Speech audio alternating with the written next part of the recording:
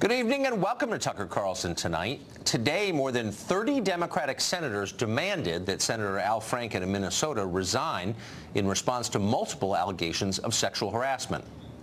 I do not feel that he should continue to serve. Well, we can't force him to resign, but I hope that he'll do the right thing when he tells us what his decision is. But I think it would be better for the country for him to offer that clear message that he values women, that we value women, and that this kind of behavior is not acceptable.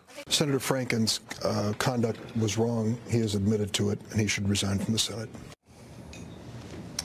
Franken's office says he will make an announcement tomorrow. It's widely believed, and it's probably true, that he will announce he is leaving the Senate.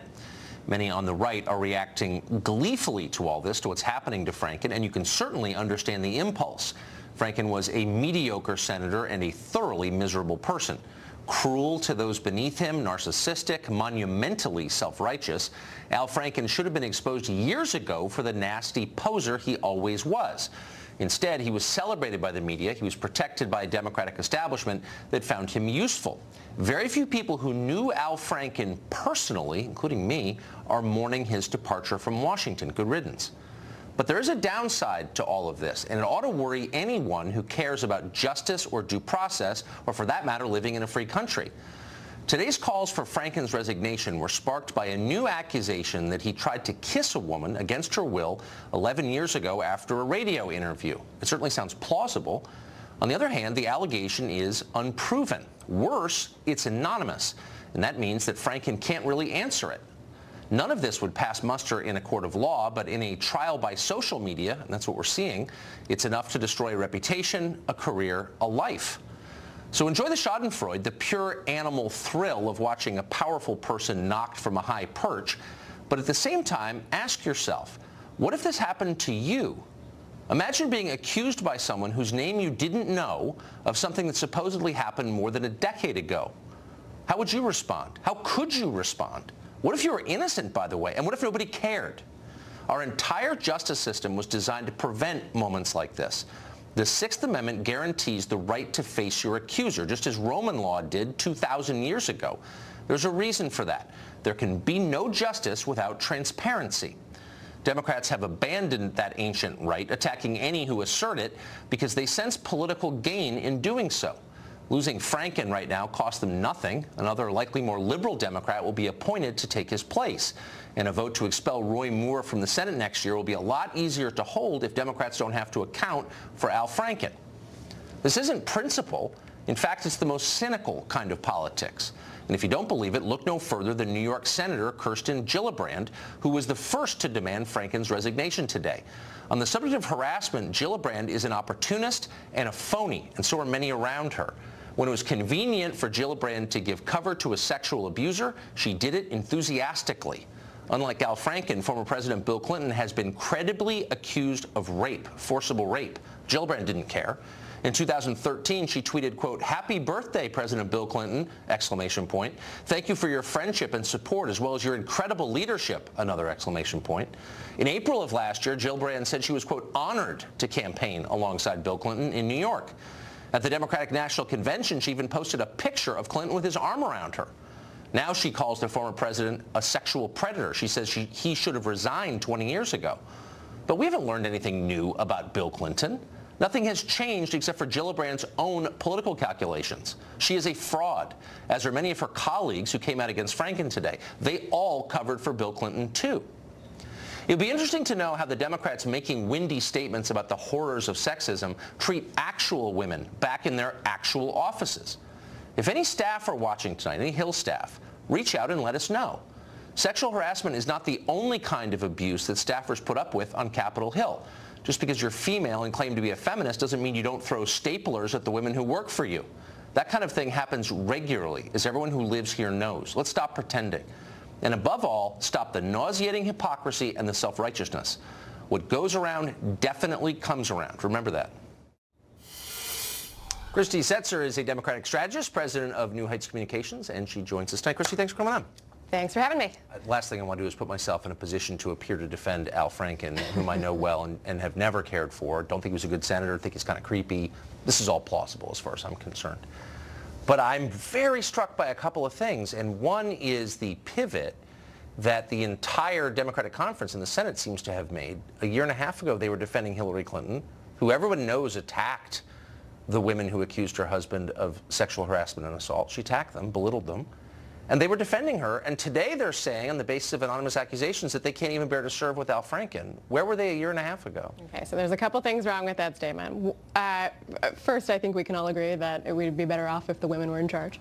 Really? Because I see a lot of women who are covering for sexual harassment here. And so I don't think that's necessarily true at all. It depends on the woman. Yeah, so I think, okay, so here's what is wrong with that statement. One is that we are, again, in a different moment from when even Senator Gillibrand had not yet come out against Senator Franken, and today when she has.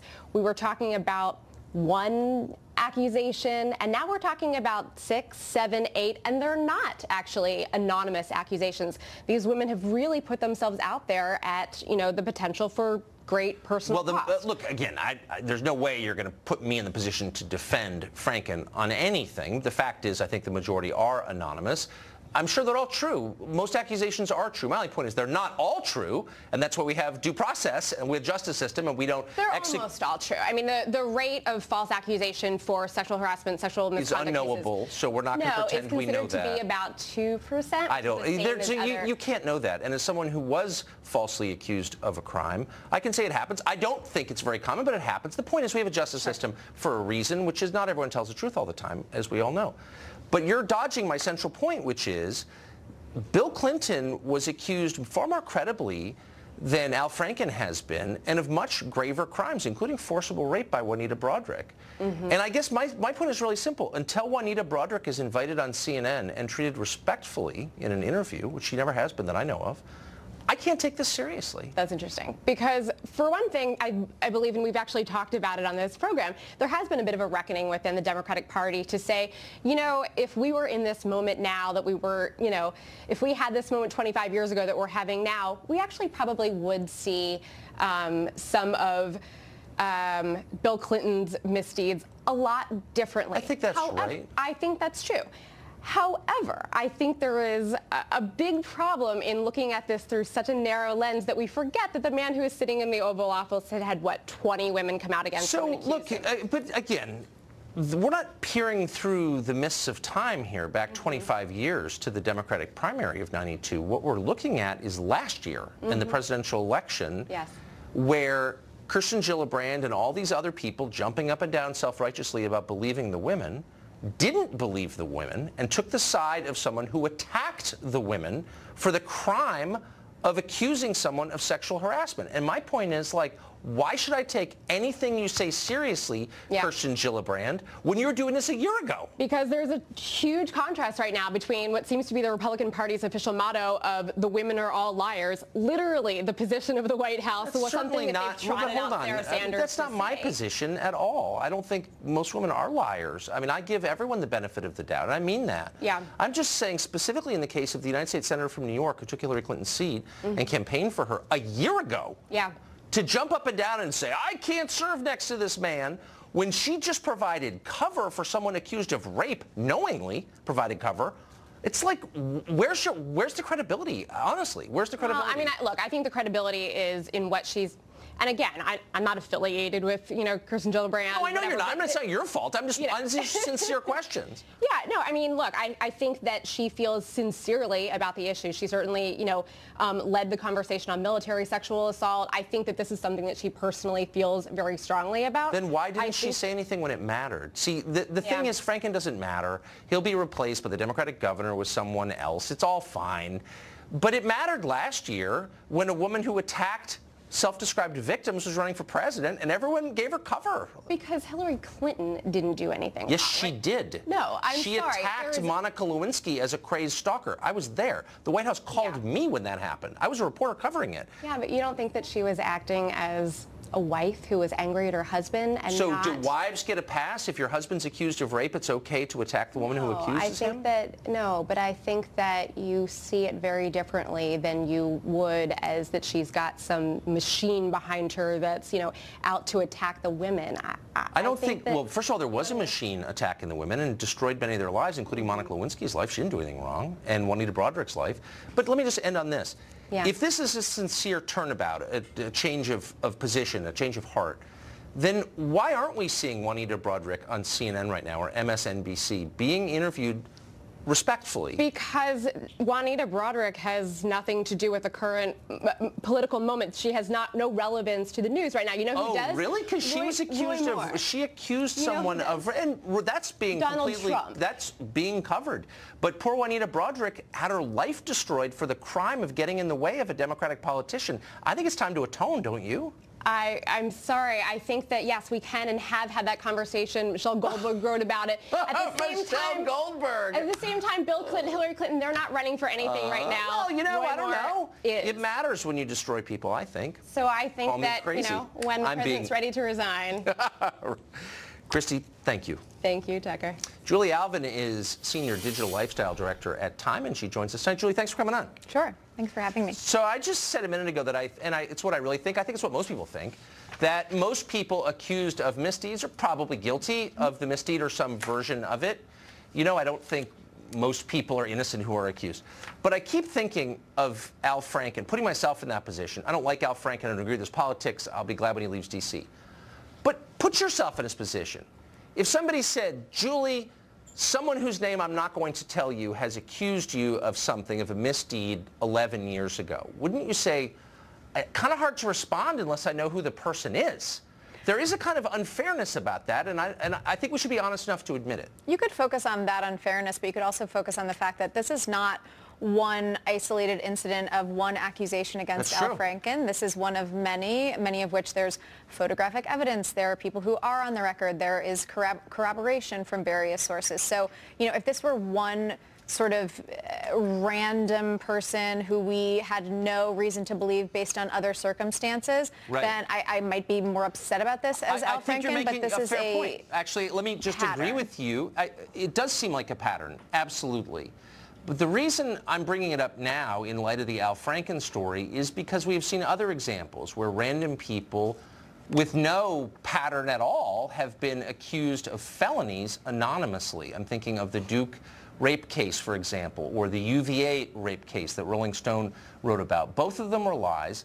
And in both cases, the person who made the accusation was granted anonymity by the media. And that anonymity allowed the lie to persist and crushed people and wrecked their lives. And my question is, why should the media go along with this? Why should we prejudge, in effect, criminal charges by granting one side anonymity and naming the other? Well, I think that this is really incumbent on the journalists here to be extremely careful in their vetting processes. And obviously, the UVA story in Rolling Stone was a huge example of an anonymous source gone awry, but it really is on the journalists to do extensive vetting, to corroborate, to fact check, and those were failures. I'm not saying that this is a totally perfect process and that anonymous sources never go wrong or never, you know, exaggerating or not telling the truth, but I think that the instances where they are telling the truth are those instances that allow things like this Me Too movement, this reckoning of us learning about the rampant sexual harassment happening in Washington and in Hollywood and in journalism. And, you know, those are cases propelled by anonymous sources, much like cases like Watergate or the Pentagon Papers were propelled by anonymous sources. Again, let me half agree with you because I think you're making a smart point. There are plenty of times where you see justice done with the help of anonymous sources. That's real, and I've seen it. But I hope you'll be honest enough to concede that you open yourself up to the potential for real abuse, where you empower people when you grant them anonymity to make reckless claims and crush people.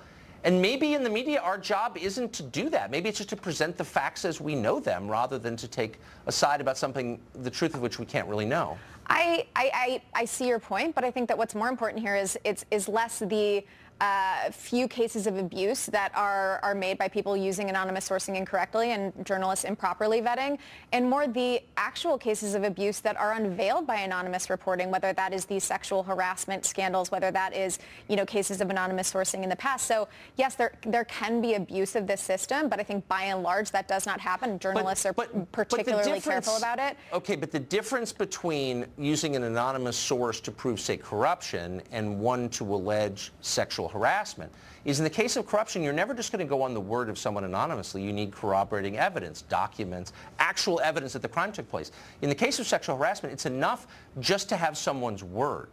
And so that raises, if you're going to destroy someone's life, why shouldn't that person have a right to look into the face of the person making the accusation and explain himself? That's like the essence of justice, isn't it? Well, I think that if this goes to a court of law, if Al Franken's sexual harasser goes to a court of law and accuses him of sexual harassment, then they will need to do that not under the veil of anonymity. But in this case, this is a case of journalism. This is a case of, you know, blowing the top off of this horrific sexual harassment that women are experiencing around the world. And right now, I think it's necessary. If we're talking about a court of law, that's a different story. But finally, shouldn't we be really upset about those rare cases where the innocent are prejudged and destroyed? Shouldn't we really care about that? Not just give it lip service, but be troubled by it? Yes. And B, shouldn't we acknowledge those cases are rare? Well, I don't know how rare. We don't really know that. I think they're rare. I agree with you. Your previous guest, Christie, said about 2%, and that's the stat that I've seen as well. I'm not going to. That's a made-up statistic. But we don't really know. I agree they're rare. But the point is, shouldn't we acknowledge how much power we have in the media to destroy people, to really direct their lives, make their kids not like them? And shouldn't we take that power seriously? Absolutely, and I think that I absolutely agree. I think that it needs to be taken very seriously. I think that the use of anonymous sources needs to be taken very seriously, but I don't think that they can be disregarded, and I don't think that the power of anonymous sources to tell really important, crucial stories that may not otherwise be told should be disregarded, because this is how we learn about things that the public deserves to know about. I disagree with you, but I think you've made some smart points, and so I appreciate your coming on. Thank you. Thank you. We were told we needed to investigate Russian collusion, but then Robert Mueller's investigation doesn't seem to be about Russian collusion anymore. What exactly is it about? We'll ask a former federal prosecutor about what's actually happening here. Stay tuned.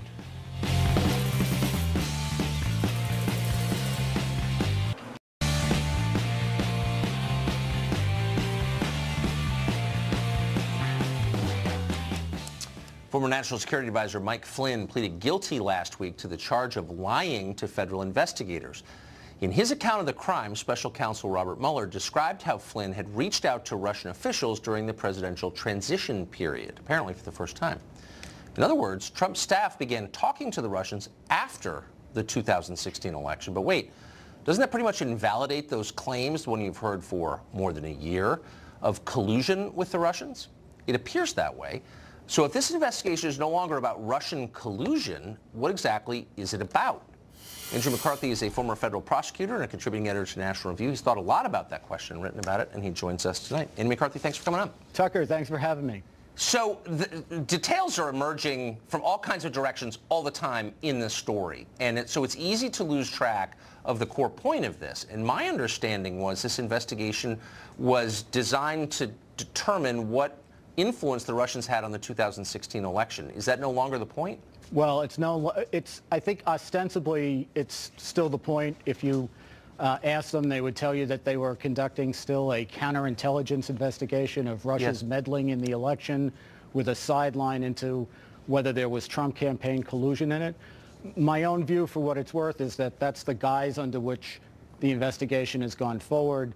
Really what a lot of people on the Democratic side wanted to do was assign a prosecutor to the Trump administration. This was a pretty good reason to do it.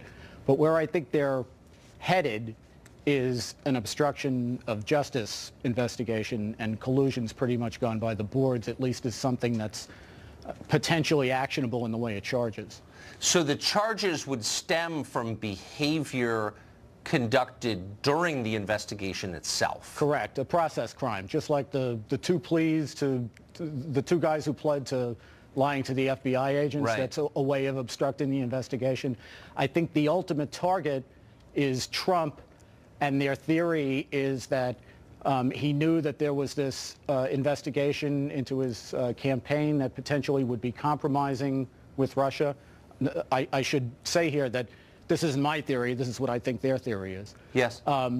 That Flynn had this contact with the Russian ambassador, that Trump leaned on Comey to go easy on Flynn or to drop the investigation on Flynn because Trump was worried that it would bounce back at him, and that when Comey didn't do that, ultimately Trump fired Comey as part of the obstruction.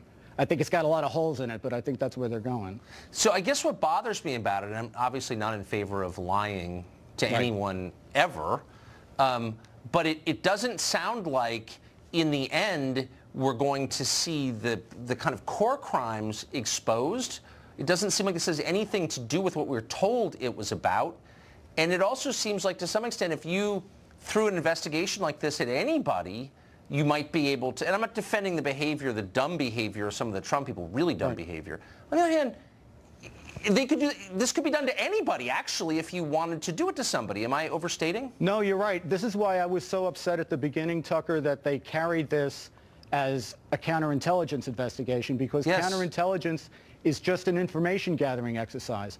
The regs, when you appoint a special counsel, say you're supposed to describe the offenses that require a criminal investigation and that the Justice Department is, for some reason, recused from. And the importance of that is that a criminal investigation has a beginning and an end. It's got concrete elements that you know you have to prove the transaction that's being investigated, whereas counterintelligence can go on forever. And in some sense, because it's about threats to the United States, it probably should go on forever. Right, that's right. So if you're going to attach a prosecutor to someone and you're not even giving them notice of what it is that's being investigated, it really becomes almost like a general warrant under the Fourth Amendment that is the reason we have the Fourth Amendment. So, I mean, if we come away from this, whatever happens, with half the country believing this was, in effect, a coup staged by the permanent class, the ruling class, against a president they didn't pick, if people really believe that, that's a disaster. And shouldn't the Justice Department be doing everything it can to make sure that people don't think that they think this is legitimate? Well, I think we have to let it play out, Tucker, before we make a judgment about what people will think about it. Because for all the heavy breathing that's gone on now, there's been 3 sets of charges. One indictment that doesn't have anything to do with the 2016 election or President Trump. Right. And 2 process crimes that also don't have anything really to do with the election or Trump. So there's a lot of noise, but if that's all it is at the end, I don't know what people will make of it, except that it was probably a waste of time, and it was very bad for the country because it's hard for an administration to govern when everybody has to look at everybody else like a potential suspect. That's right. And that's the problem. Administrations come and go. You just don't want it to hurt the country. That's the danger. You want good people to be willing to serve. You don't want them to think a week into the job they have to lawyer up. Yeah. I'm beginning to think that. Andrew McCarthy, thank you. That was really interesting. I appreciate it. Thanks, Tucker. One group thinks we can fix the world's problems by abolishing all countries and borders and implementing what they're calling a single global democracy. We'll talk to the founder of that group next.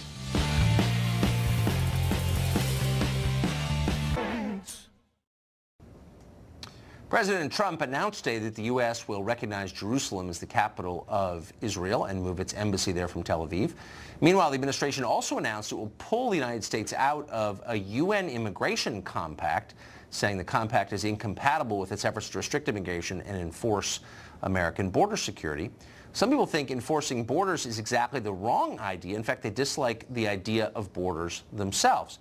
Peter Sherman founded the Group One Global Democracy, which advocates for abolishing countries and borders and instead creating a single world government where everybody gets a vote. Peter Sherman joins us tonight. Peter, thanks a lot for coming on. I don't know if you can hear me, Peter. I think we may have an audio problem.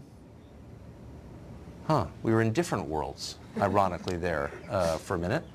As I said, Peter Sherman runs a group that would like to abolish all countries and give each person a vote. We're going to take you to a Fox News alert as we fix the audio. We've got dramatic footage of massive wildfires that are ravaging the west coast of California, specifically Los Angeles. Take a look at this exclusive footage shot this morning by someone we know who was driving to the airport, LAX, both sides of the interstate, on fire. Throughout the day, matters got even worse. More than 80,000 acres have burned. Police eventually forced to close Interstate 405. Fox correspondent Will Carr is in Bel Air, one of the prettiest places in LA.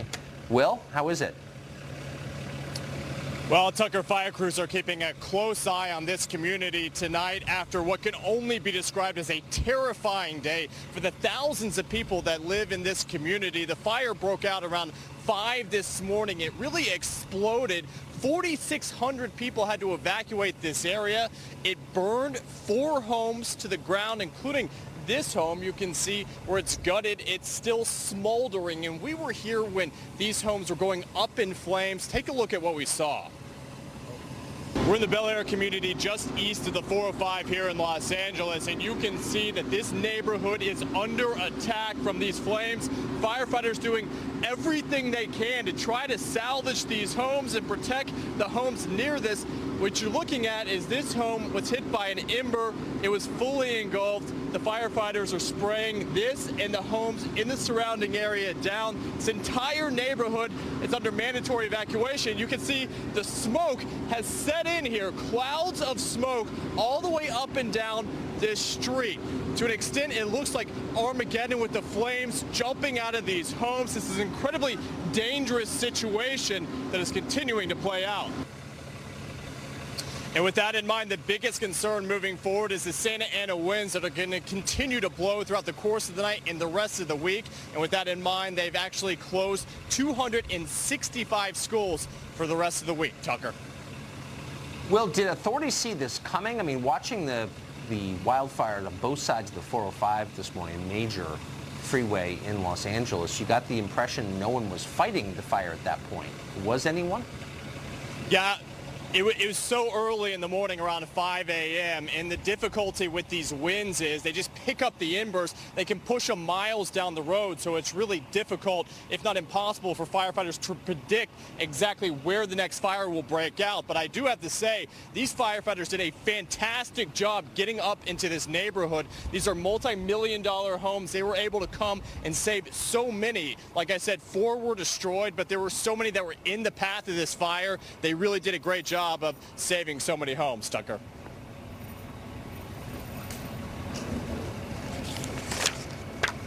Well, thank you very much. Good luck out there. You bet. Well, it's increasingly accepted, the wisdom of this age, is that everybody is allowed to define his or her own identity. Your gender is not determined by your chromosomes. Race is a social construct, not a matter of genetics. Jadu is simply taking that wisdom to its logical conclusion. Born a white male named Adam Wheeler, Jadu now identifies as a Filipina woman and joins us tonight. Jadu, thanks for coming on. Oh, thanks for having me, Tuck. So I'm not here to mock you, but just to ask you sincere questions. Among them, what does your mom think of this?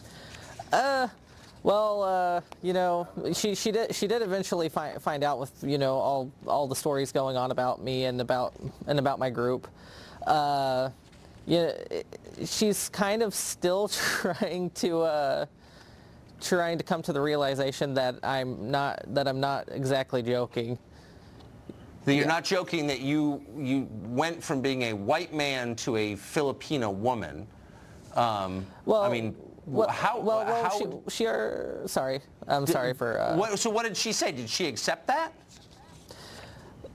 Well, she saw one of the stories that went on about me, and you know, she came in the door, you know, like hysterically laughing, and I didn't know what was going on. I came downstairs, and she's holding a phone with a video that was made about me on YouTube, and she was just, you know, cackling, saying, this is the best thing ever.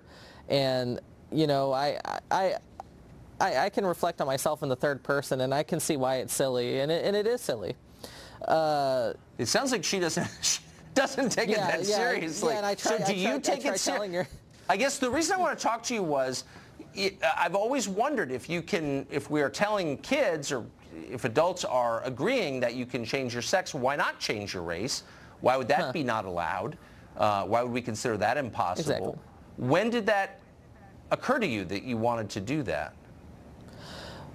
Well, in short, you know, the Filipino culture just kind of resonated with me, and you know, again, I can see I can look at myself in the third person, and you know, I understand it's silly, and you know, identity issues are issues.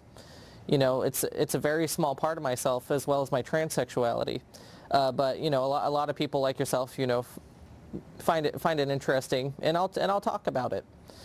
Well, I just think it's interesting that things that we thought were immutable and that scientifically remain immutable, like your sex or your race, now we're saying that you can change. I wonder, since you believe you've changed your race, do you think the rest of us spend, or the left particularly, seems to invest so much significance in race? You're this race, you're this race, each one is very different from the other. That's kind of the whole point of being a progressive now. Do you think they put too much emphasis on race? I think they do, and I think in some instances they use race as kind of a basis to divide people, and I'm talking about what's it called? And I'm talking about intersectionality, where you have two people that are all of a sudden enemies just for simply existing. You know, I don't like that. You know, I wish people would just talk to each other instead of trying to silence each other with you know, draconian systems that they try to implement into laws. Well, they must be deeply, I mean, I'm surprised I'm saying this, I agree with you completely. They must be deeply offended by you then. Exactly. You know, I tell a lot of people that, you know, the LGBT community and you know, there are some left communities as well that aren't as tolerant as they may seem. I actually think a lot of the same things you do. I'm just a little bit weird. Yeah. That's fair to say. I mean, yeah. I mean, your mom agrees. So I don't think it's news to anyone. So, so like we give all kinds of rewards based on race, and then we also punish on the basis of it. And you're saying, you're breaking the rules by saying, well, then I'm just going to change mine. I mean, that must drive the people who are making these rules totally crazy. I suppose so. You know, I don't believe you. I don't believe you can actually change your sex, and I don't believe you can actually change your race. You know, you're born as you are. But really, that's why I refer to transgenderism, or however you would like to call it, as gender dysphoria. You know, like it is a problem, and even fully transitioned people, I would say, must be unhappy, because if you have to strive so differently from where you began, are you really happy? Are you? I don't know. I can't answer that question, and I think you should know I don't think you're allowed to believe that, and probably could be arrested for saying it. So good luck, Jadu. Tell us if you need help getting out of jail. Thank you. All right. As we mentioned, one group thinks we can fix the world's problems by abolishing all countries and borders and implementing a single global democracy. That group is back on the program, for real this time. We'll be right back.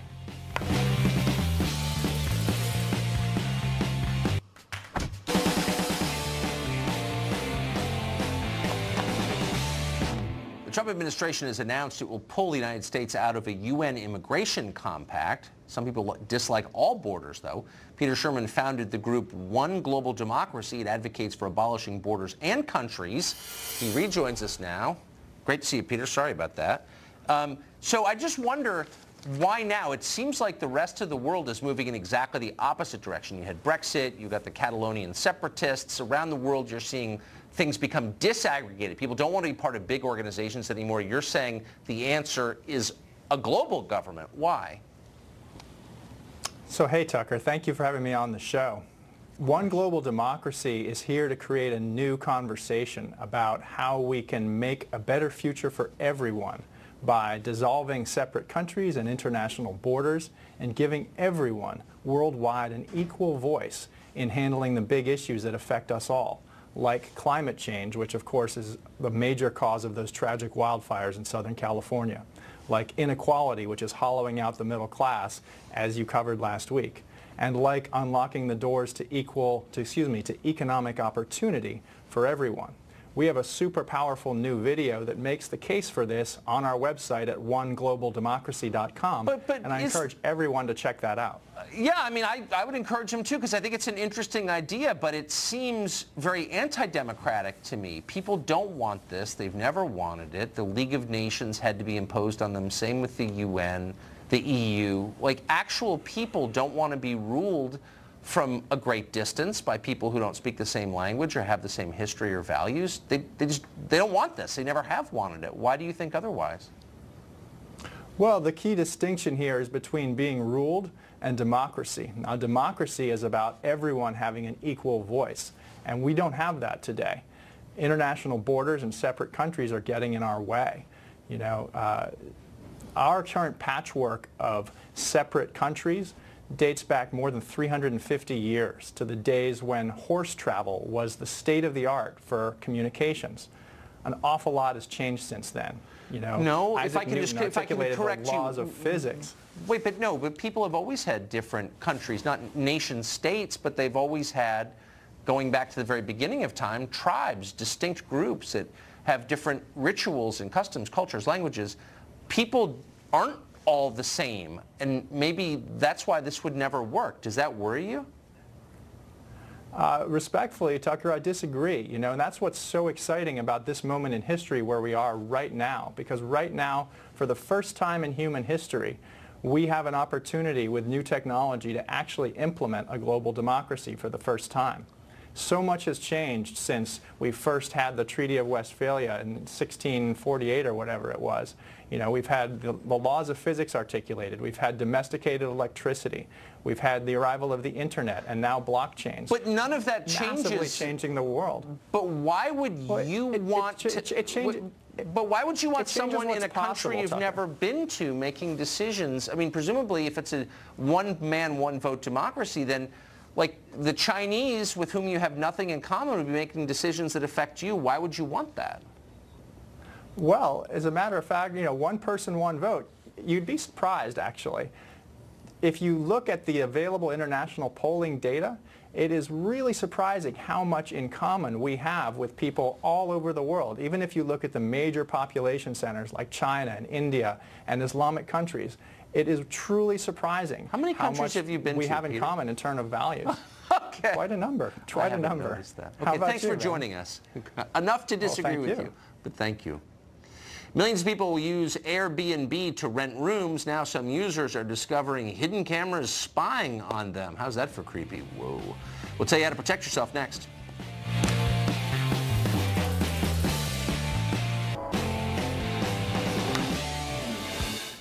Several Airbnb users have made horrifying discoveries recently. Cameras hidden inside the bedrooms of their rentals. Pretty disturbing. How do you know if your rental room has a hidden camera, and what do you do if you find one? Lance Yulnoff is editor-at-large at Mashable. Whitney Bone is a criminal defense attorney. They join us tonight. So, Lance, how do you know, do you really want to know, if there's a hidden camera in your Airbnb? Yeah, you want to know. So you got to take a good look around. Look at screw heads. Honestly, they put cameras inside of that. Screw heads? Yeah, no exaggeration. If you see a black dot somewhere, take a closer look. Look at your alarm clock. And by the way, if an alarm clock is sitting next to your bed, maybe throw a towel over it because you have your phone anyway. You can use that. Check if there is a motion detector pointed directly at your bed. Why would it be pointed there? So take a look at that. Also, the smoke alarm that is right over your bed, which is supposed to protect you, should. But if you see a black dot, take a closer look. Maybe even open it up. Don't break it. And if it looks weird, you might want to call someone. And the last thing you might want to do is look for hidden cameras. And you can do this with something called Fing app. It looks for the IP address for cameras around there. There'll usually be a camera outside the Airbnb. But if you've got a bunch of IP addresses, you might want to take another look. Lastly, unplug the router there. You'll live without Netflix, but you'll be safe. That is so creepy. So, Whitney, if you find that there is a camera in the smoke alarm over your bed, what's your recourse? Bust up the smoke alarm, but I would say definitely let Airbnb know immediately. And honestly, I would call the cops. I mean, this is an issue of peeping Toms. I mean, your right to privacy in the bedroom and in the bathroom is absolute. It's against Airbnb's policy for homeowners and hosts to have cameras in the bathrooms or the bedrooms for any reason whatsoever. Most states it's illegal, so there's no legitimate purpose for that to be happening. Not only is it in violation of that policy, but it's a violation of your right to privacy, and it's creepy. Well, that's for sure. So, but Lance, is it avoidable? I mean, if you're staying in somebody else's house, someone you've never met, you hooked up over the internet, I mean, I guess why should we be surprised that there might be a camera over the bed? Well, hopefully, look, Airbnb is in hundreds of countries and thousands of locales around the world. Most of these people are good, and you can read the online reviews and get feedback and find out about these people. And the point is, they really want to make the money from people staying there. There are some creeps out there, and by the way, you're not going to pull it out and find a cable that leads back to the room where they're watching you. It doesn't work that way. You'll find an SD card where they're storing the stuff so they can pick it up later. Whitney, how do you keep it very quickly from winding up on the internet, footage of you in someone else's Airbnb? Well, I don't know if you can keep it from winding up on the internet, but certainly if you catch on to this quickly, you have certain recourses in terms of contacting Airbnb, pursuing litigation with them if necessary to have them try to fight it, and certainly pursuing it with the police. Like I said, if all else is in doubt, go to an attorney too, and they can help you take the right recourses in terms of These were not issues when I was a kid. Lance, Whitney, thank you for that. I appreciate it. What a story. Show continues next.